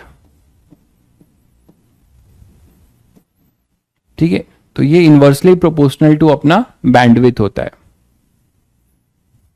क्लियर है बच्चों? चलिए, तो ये जो इंपॉर्टेंट रिजल्ट्स हैं ये आपको ध्यान रखने, इस पे आपको डायरेक्ट क्वेश्चन मिलेंगे। जब आप पीवाईक्यूज में जाएंगे तो आपको खुद ही दिख जाएगा कि किस टाइप के क्वेश्चंस इस पे आए, डायरेक्ट आप कर सकते हैं। ठीक है भाई, बहुत ही आपका इंटेंशन कुछ और रहा होगा, मैं वो नहीं कह रहा हूं, मैंने एक जनरल व्यू पॉइंट दिया है, मैं आपको लेके नहीं कह रहा हूं कुछ। ठीक है, मैं सभी बच्चों के लिए एक जनरल व्यू पॉइंट दिया था। डोंट वरी, सब होता रहता है। मेरा काम है आपको सही चीज बताना। एज ए टीचर हमेशा सही चीज ही बताऊंगा, मैं कोशिश करूंगा कि सही चीज बताऊं। अच्छा, एक चीज देखो कि यहां पे हमने प्रोडक्ट ऑफ द रूट से भी कुछ काम चल सकता है। एक और फॉर्मूला तुम्हें मिलेगा, ये आपने ओमेगा 1 माइनस ओमेगा 2 का अभी निकाला था ना, ये क्या निकाला था? R/L। तो क्वालिटी फैक्टर यहां से भी निकाल सकते हो कि नहीं? देखो ये सब आपके बोर्ड में भी है आई थिंक। तो यहां से ओमेगा 2 माइनस ओमेगा 1 R/L याद करो, तो फिर से आपको Q0 मिल गया कि नहीं? वही ओमेगा नॉट R/L। घूम घूम के क्वालिटी फैक्टर तीन तरीके से आपने डिफाइन किया है ना, तीन तरीके से हमने क्वालिटी फैक्टर का फॉर्मूला डिफाइन किया। तो देखिए फिर से क्वालिटी फैक्टर वही मिल जाएगा, omega 2 minus omega 1 bandwidth R/L है। ठीक है, अच्छा एक इंपॉर्टेंट रिजल्ट और बन सकता है कि product of omega 1 and omega 2, यहां से देखना जरा, ये जो रूट्स है ओमेगा 1 और ये ओमेगा 2, इसका प्रोडक्ट बताओ क्या आएगा? जरा जल्दी से कमेंट करके बताइएगा, इसका प्रोडक्ट बताइएगा क्या आएगा। Product of the root C/A कर लो ना, यहीं से पता चल जाएगा। प्रोडक्ट ऑफ द रूट हो जाएगा C/A। ठीक है, तो प्रोडक्ट ऑफ द रूट अपने पास आएगा C/A, मतलब यहां से कितना आ रहा है वो?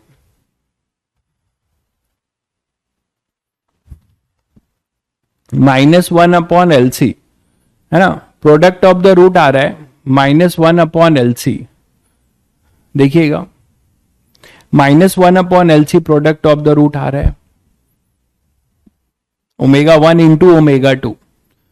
तो इसका मैग्नीट्यूड मतलब product of the roots negative है मतलब एक रूट पॉजिटिव एक रूट नेगेटिव आ रहा है यहां से, ये मतलब हुआ ना। जबकि यहां पे दोनों रूट्स हमारे ठीक है, तो मैग्नीट्यूड वाइज अगर देखो वो अपने पास आ जाएगा 1/LC। ठीक है, तो ये फॉर्मूला भी आपको काम आ सकता है। आप अगर ये इसीलिए आ रहा है क्योंकि हमने ओमेगा एल -1/ओमेगा C लिया है, उल्टा लेके चलोगे ना तो यहां पे आपको पॉजिटिव आएगा बिल्कुल।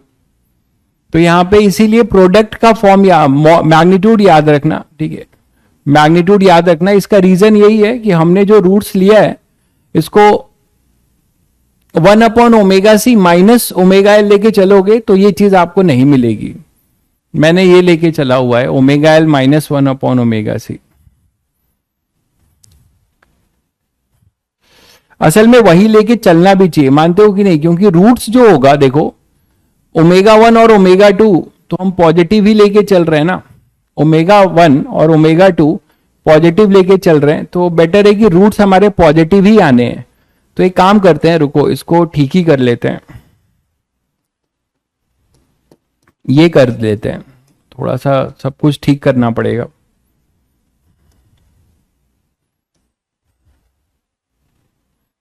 नहीं तो ये थोड़ा एम्बिग्युइटी आ रहा है ना, नेगेटिव आ रहा है। ओमेगा 1 और ओमेगा 2 दो पॉजिटिव रूट है, इसीलिए इसको ये कर ले रहे हैं।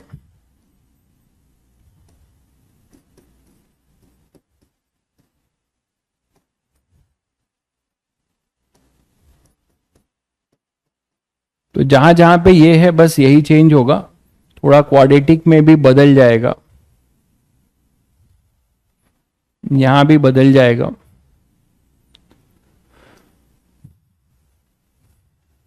ये मैं पूरा ही कर दे रहा हूं फिर से।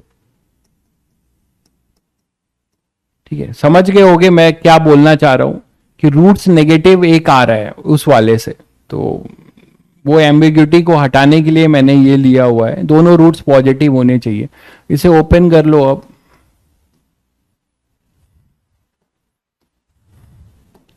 तो 1 minus omega square L C का whole square equal to R square C square omega square.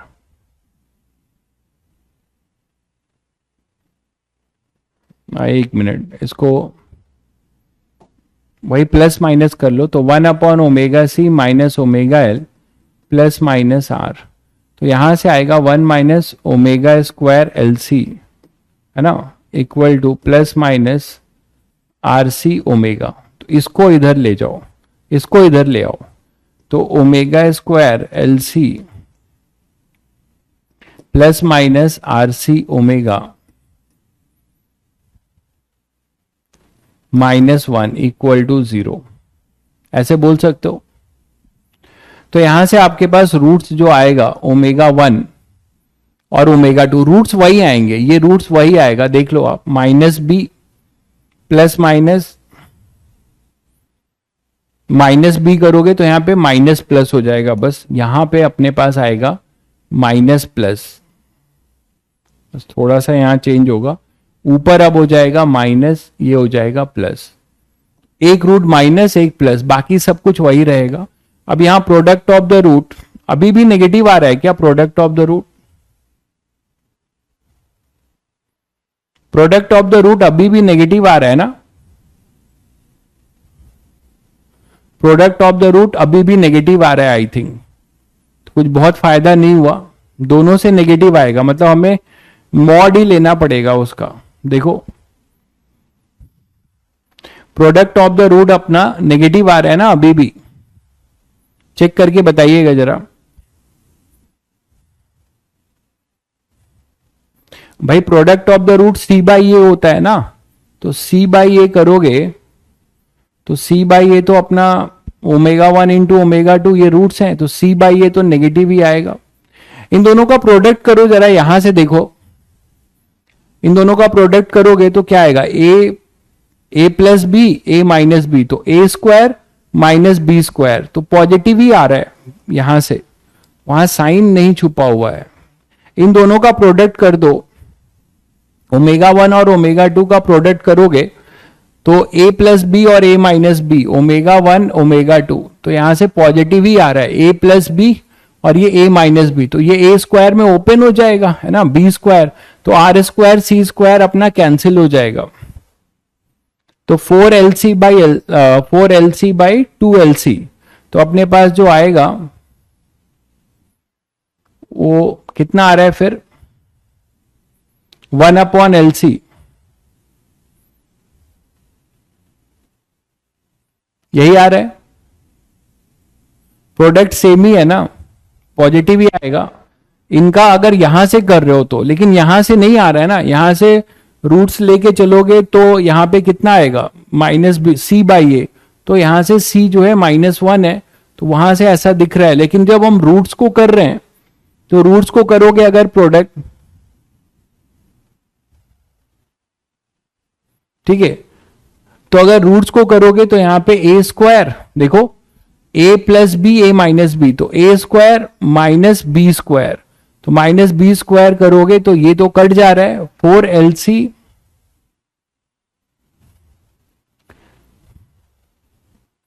तो 1 अपॉन LC आ रहा है, चेक कर लीजिएगा, 1 अपॉन LC आपके पास आना चाहिए। तो ये एक फॉर्मूला जो है आपको बन जाएगा इसके लिए,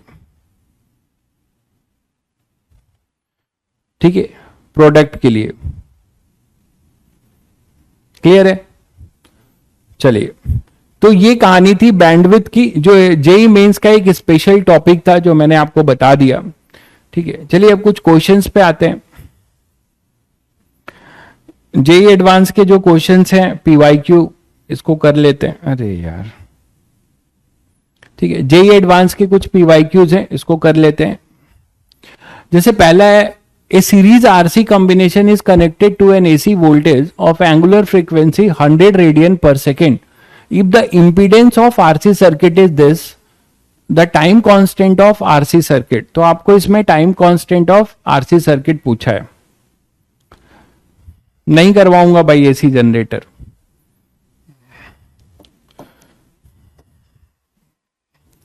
एसी जनरेटर आप पूछ रहे हो, उसमें आपको ब्रशेस क्या होते हैं, एक्यूमुलेटर क्या होते हैं, आर्मेचर क्या होता है, ये सब आप इसके फंक्शंस रट लीजिएगा, ठीक है। मैं नहीं कराऊंगा, कुछ तो कर लो। प्रिंसिपल आपको बता दिया गया है कैसे ईएमएफ आपका क्या होगा। तो यहां पर अपने पास क्या हो जाएगा, RC combination is connected to AC voltage of angular frequency if the impedance of RC circuit is this. तो कोई हमारे पास एक आरसी सर्किट है,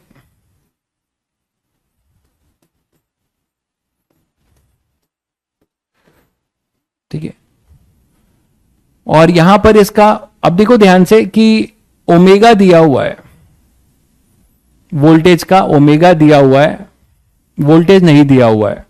इंपीडेंस ऑफ आरसी सर्किट पूरा दिया है। तो इंपीडेंस फेजर डायग्राम तो सभी को बनाना आता है।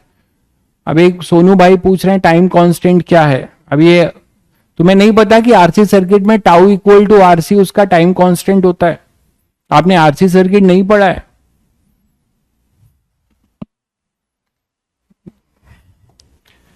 तो टाउ इक्वल टू आरसी यही हमें निकालना है। तो पहले हम लोग क्या करेंगे, आर हमें नहीं पता है ना सी पता है, हमें सीधे सीधे इंपीडेंस पता है। तो इंपीडेंस फेजर सभी बच्चों को पता है। अभी आरसी सर्किट का आपने बना रखा है।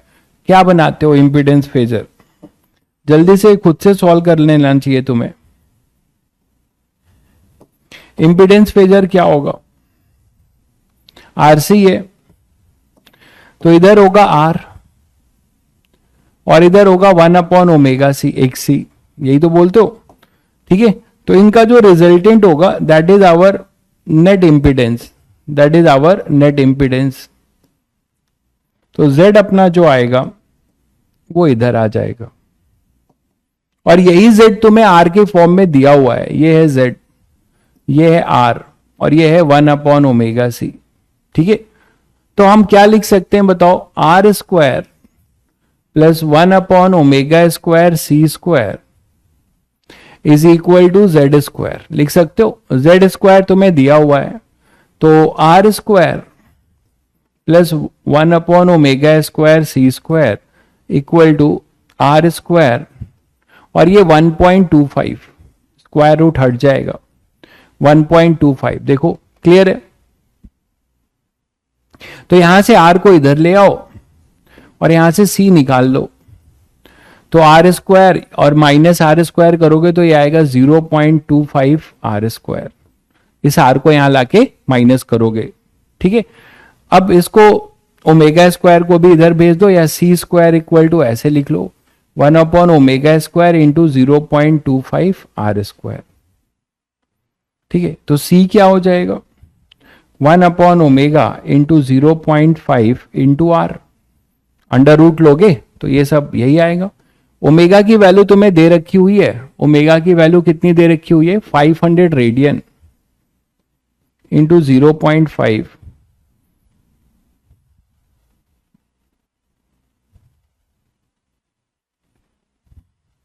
Into R। अब इस R को आप इधर भेज दो तो ये टाउ बन जाएगा, है ना। तो टाउ इक्वल टू RC वो आपको मिल रहा है 1/25 इंटू 10⁻⁻1 और 10⁻⁻1 यहां करो तो ये हो जाएगा 0.04 इंटू 10⁻⁻1 या 4 into 10⁻⁻3। I think integer type question रहा होगा तभी ये मिली सेकेंड दे रखा है। तो इसका आंसर हो जाएगा 4, है ना। इसका आंसर हो जाएगा 4। क्लियर है, बहुत बढ़िया भाई थोहेन, बहुत बढ़िया। नेक्स्ट क्वेश्चन पे आते हैं। 2021 का क्वेश्चन है ये, एक बार पढ़ लीजिए सब लोग।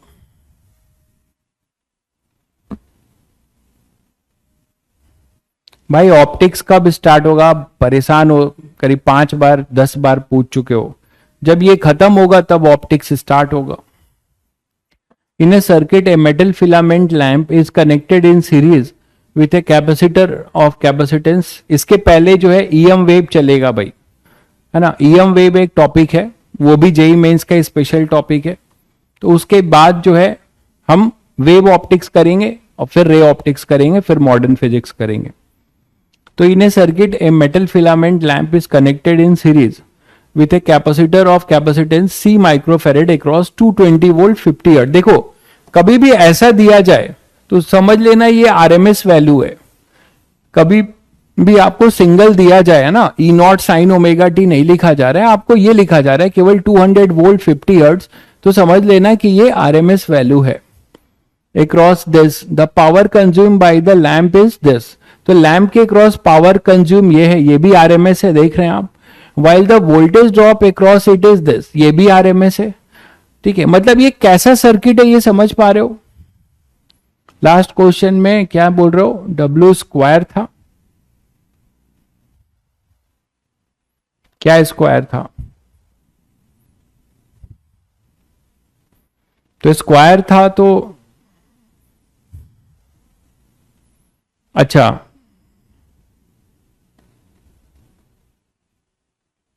नहीं आपने समझा नहीं, स्क्वायर हट गया ना, दोनों साइड अंडर रूट लिया है भाई, यहां अंडर रूट लिया गया है। छोटी छोटी चीजें पूछते हो यार, बताओ, टाइम खराब होता है बस।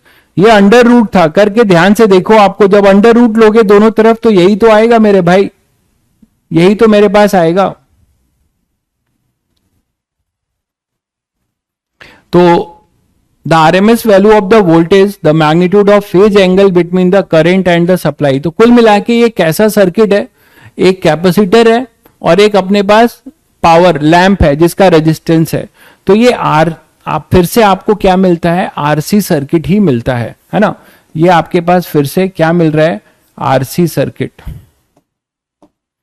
ये आपको मिल रहा है। मैं अलग पेज पे इसको ले लेता हूं, है ना। तो आपको मिलेगा ये आरसी सर्किट, यही तो है। इसके बारे में आपको क्या क्या दिया हुआ है फटाफट देखिए। 200 वोल्ट और 50 हर्ट्ज, 200 वोल्ट और 50 हर्ट्ज, ये 200 वोल्ट है और 50 हर्ट्ज है। आरएमएस वैल्यू दिया हुआ है। इस पावर जो लैंप है इसके क्रॉस पावर कंज्यूम 500 वोट है और वोल्टेज है 100। तो इसके क्रॉस का जो पावर कंज्यूम है, वोल्टेज है 100, ये 100 वोल्ट है, ये भी ऑब्वियसली आरएमएस वैल्यू होगा। और पावर डिसिपिएशन पीआर वो आपका 500 वोट दिया हुआ है। जो जो डेटा है पहले मैं वो कलेक्ट कर रहा हूं।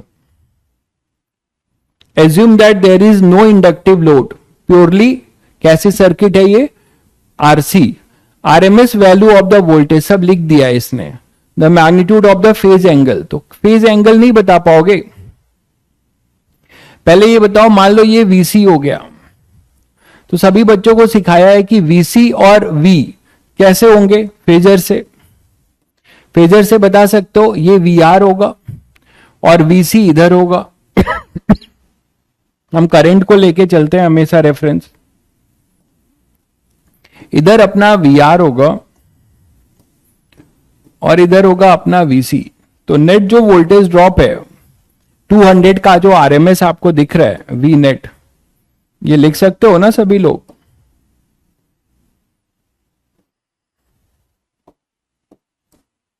ये हो जाएगा वी नेट, और सब ये आरएमएस है,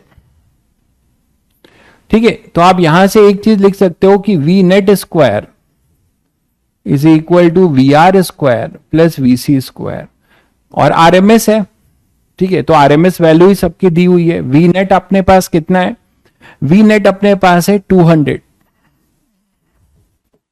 square equal to V R square. V R square आपको दिया हुआ है 100 स्क्वायर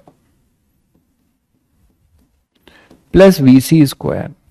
तो वीसी स्क्वायर यहां से सॉल्व कर लीजिए, ये कितना हो जाएगा, 4 इंटू 10⁴ माइनस 1 इंटू 10⁴। तो VC स्क्वायर आ जाएगा 3 इंटू 10⁴। तो VC कितना हो जाएगा, √3 इंटू 10⁻²। चेक करिएगा, यही आ रहा है क्या, यही आ रहा है क्या, चेक करिएगा। VC की वैल्यू चेक करिएगा, यही आ रहा है क्या, कंफर्म करिए जरा।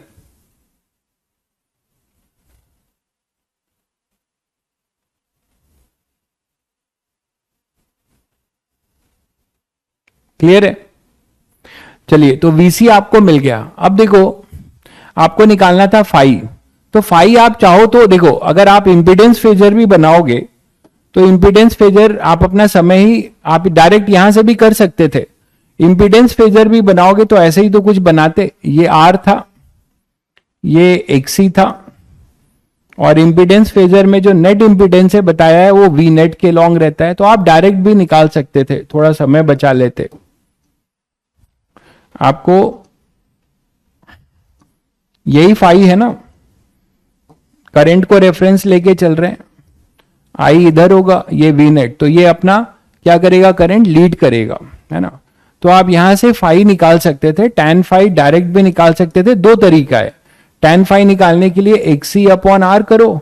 आप बोलोगे सर XC कैसे निकालें, अब आपको दिया हुआ है ओमेगा, ये दिया हुआ है, तो आपको VC पता है, तो VC पता है और I पता है, तो ये थोड़ा लंबा चला जाएगा। आप डायरेक्ट यहीं से निकाल सकते थे, ये भी वही फाई होगा, ये भी वही फाई होगा। तो आपको VR पता है, VC पता है, तो आप डायरेक्ट निकाल लीजिए। दो रास्ते हैं, मैंने आपको बता दिया, ठीक है। ज्यादातर लोग यही करेंगे कि पहले यहां पे VC है, तो VC से हमें क्या मिल जाएगा, I मिल जाएगा। VC इक्वल टू क्या लिखोगे, I इंटू XC, है ना। और I कहां से निकालोगे, यहां से I निकाल लोगे, फिर यहां से XC निकाल लोगे, मतलब C निकाल लोगे, फिर यहां पे फाई। इतना ना करिए, आप डायरेक्ट यहां से tan फाई निकाल लीजिए। तो tan फाई यहां से आ जाएगा, सेम आएगा आपके पास, तो कितना हो जाएगा, ये अपना VC है। तो VC/VR आप डायरेक्ट कर सकते हैं। तो tan फाई अपने पास आ जाएगा, VC कितना निकाला है आपने, √3 इंटू 10⁻², अपॉन में ये 10⁻²। तो फाई अपने पास आ जाएगा 60 डिग्री, है ना। तो ये फेज अपने पास आ जाएगा 60 डिग्री।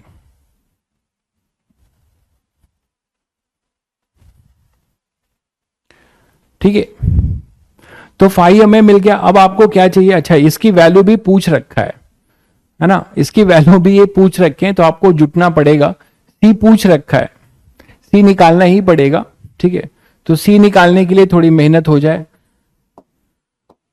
क्या करोगे, पहले आई निकाल लो, VR मतलब RMS वैल्यू है ऑब्वियसली, तो VRMS आप लिख सकते हो यहां पे P इक्वल टू VI, या V²/R कर लो। R भी आपको नहीं पता है, तो R अगर हमें मिल जाएगा, देखो तो हमें यहां से XC मिल जाएगा, तो वो ज्यादा इजी लग रहा है, तो वही कर लेते हैं। PR हमारे पास है V²/R, ठीक है। तो यहां से R निकाल लो, तो V अपने पास है 100, तो मतलब 10⁻⁴, अपॉन में PR है 5 इंटू 10⁻², तो R आ जाएगा 0.2 इंटू 10⁻², मतलब R आ जाएगा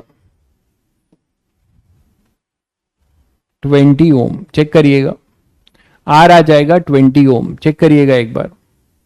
तो R हमें 20 ओम पता चल गया। तो क्या अब हम यहां से देखो, ये VC पता है, या डायरेक्ट यहां से करो ना, tan फाई वाले से यहां से कर लो, XC निकाल लो। tan फाई हमें पता है कितना है, tan 60 degree, is equal to X C upon में आर। tan 60 डिग्री है अपना √3, तो ये हो जाएगा 20√3 इक्वल टू एक्स सी। आर क्लियर है भाई? आर एक बार चेक कर लेना सभी लोग।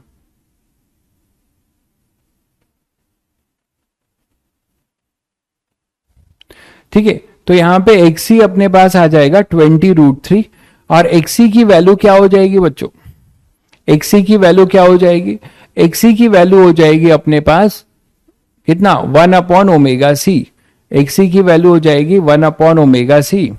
तो इसको और लिख सकते हो 1/ω/c, और तुम्हें c चाहिए था तो c निकाल लो यहां से, आएगा 1/20√3 इंटू ओमेगा। ओमेगा तो दे रखा था शायद, हाँ 50 दे रखा हुआ है, ओमेगा दे रखा है 50। और इन्होंने कुछ बोला है, देखो जरा, पाई को लेके कुछ बोला है क्या?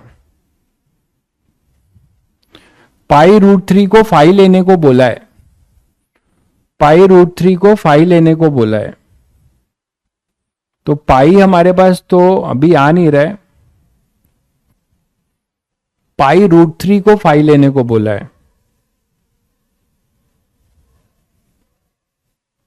पाई√3 को फाई लेने को बोला है, तो क्या करोगे? यहां पाई अपीयर कैसे कराओगे?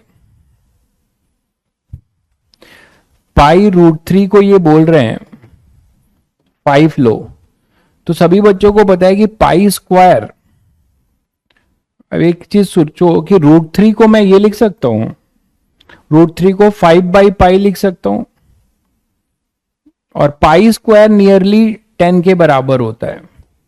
इन्होंने कुछ जाम फैलाया है इसमें। तो c क्या हो जाएगा देखो जरा, 1/10² इंटू √3, ऐसे कर सकते हो। हाँ यही कर लो, तो ये 1000 हो जाएगा।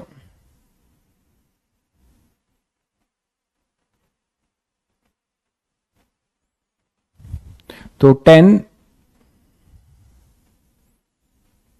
ठीक है ना, 10 की पावर 3 होगा क्या ये 10 की पावर, ये 100 आ रहा है, तो 10 की पावर 3 होगा। तो यहां पे एक काम करो, 10² इंटू √3 इंटू 10 कर लो। तो 10² को मैं पाई लिख सकता हूं, है ना, 10² को पाई स्क्वायर लिख सकता हूं। इन्होंने √3 पाई को बोला है 5 लिखने को। एक बार चेक करो यहां से, पाई/3 होगा, रूट नहीं होगा, पाई/3 होगा, क्या मतलब? अरे tan 60 कर रहे हो ना यहाँ पे, हमारा 560 आया, तो tan 60 तो √3 होता है ना भाई, ये तो सही लिखा है मैंने, tan 60 √3 होता है, ये तो सही है। और r अपने पास हमने निकाला था 20। r की वैल्यू चेक करो जरा तुम लोग पहले, r सही है, r कंफर्म करिएगा, r अपना जो है 20, ये सही है क्या? एक बार कंफर्म करिए, कैलकुलेशन है, थोड़ा ध्यान से करना है। ठीक है, नहीं आपसे फ्रीक्वेंसी नहीं पूछा है ना भाई, the RMS value of voltage पूछा है, द मैग्नीट्यूड सब दे रखा है बिटवीन द करंट, आपसे बस सी और 5 पूछा है। अच्छा एक मिनट, यहां गड़बड़ हुआ है, देखो देखो देखो, यही गलती हुआ है, ये ओमेगा लेके चल रहे हैं, ये फ्रीक्वेंसी है, ये ओमेगा लेके चल रहे हैं हम लोग, ये फ्रीक्वेंसी है भाई, यहीं पे मिस हुआ है। समझ गया मैं, समझ गए, ये ओमेगा लेके चल रहे हैं, ये फ्रीक्वेंसी दिया हुआ है। आपको ये जो दिया है एफ दिया है, थोड़ा सा ध्यान हटेगा गलती हो जाएगा, ये एफ दिया हुआ है, तो 2πf इज इक्वल टू 50, है ना। ओमेगा जो है, ओमेगा अपने पास आएगा 2πf, तो जो f होगा, मतलब ओमेगा जो होगा वो कितना आ रहा है देखो,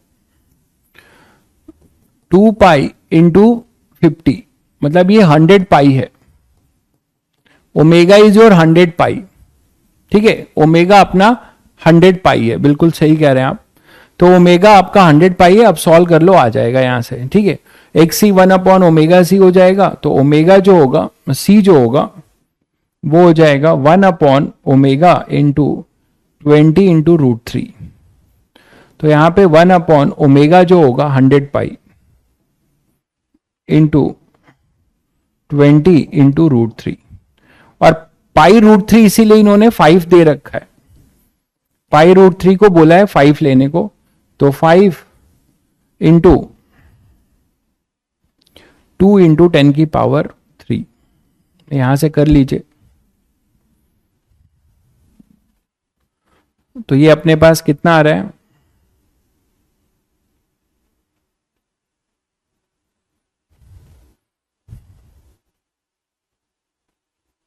तो पाई√3 को इन्होंने 5 बोला है ना,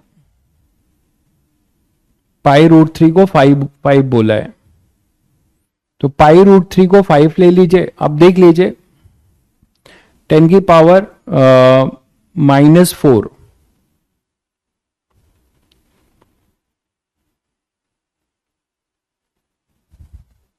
पाई√3 अपना 5 हो गया और ये 10⁻⁴ होगा, ठीक है, ऊपर जाके 10⁻⁻⁴ होगा।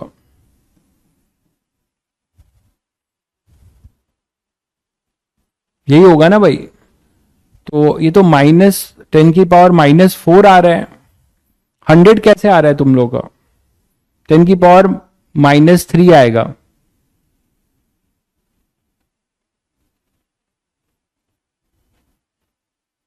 माइक्रोफेरेड के टर्म्स में पूछा है क्या, ऐसा है क्या, कहां पूछा है? द वैल्यू ऑफ सी, इन्होंने लिखा नहीं क्या टाइप में कुछ? ये जो वैल्यू ऑफ सी है क्या माइक्रो में है, कैसे पता तुम्हें? हाँ भाई, ट्रांसफॉर्मर सिलेबस में पढ़ाया जाएगा। माइक्रोफेरेड था क्या? अच्छा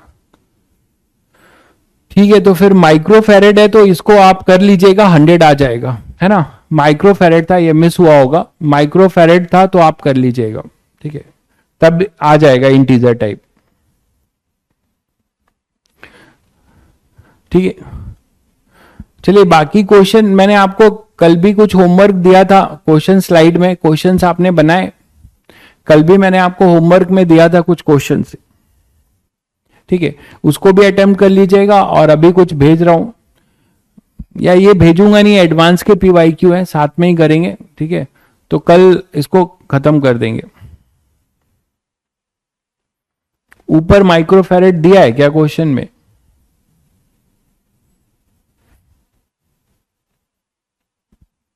कहां दिया है भाई? अच्छा, कैपेसिटेंस C माइक्रोफेरेड, ठीक है ठीक है ठीक है, हाँ ठीक है, मैंने देखा नहीं, सही कह रहे हैं, ऊपर माइक्रोफेरेड दिया है, बिल्कुल सही है, तो 100 आ जाएगा। इसीलिए क्वेश्चन पहले ध्यान से पढ़ लेना चाहिए, वो स्लाइड चेंज होता है तो यही दिक्कत है, क्वेश्चन सामने और रहता है तो दिक्कत नहीं होता। ठीक है बच्चों, तो आज के लिए इतना ही, बाकी मैं आपको कुछ क्वेश्चंस होमवर्क में भेज दूंगा, ठीक है। इनफैक्ट जो भेजा है उसको करो, वो छोटे क्वेश्चन है ना, वो छोटे क्वेश्चन है, वो ऑब्जेक्टिव टाइप वाले, वो तुम लोग करो, और एडवांस वाला मैं आपको कल क्लास में निपटा दूंगा, जितने भी ढंग के क्वेश्चंस आए वो क्लास में ही कर लेंगे, ठीक है। तो कल, और कल ट्रांसफॉर्मर की बेसिक थोड़ी सी थ्योरी है, तो कल आपका AC खत्म हो जाएगा, ठीक है, कल AC हम लोग इसको खत्म कर लेंगे, ठीक है। चलिए फिर मिलते हैं।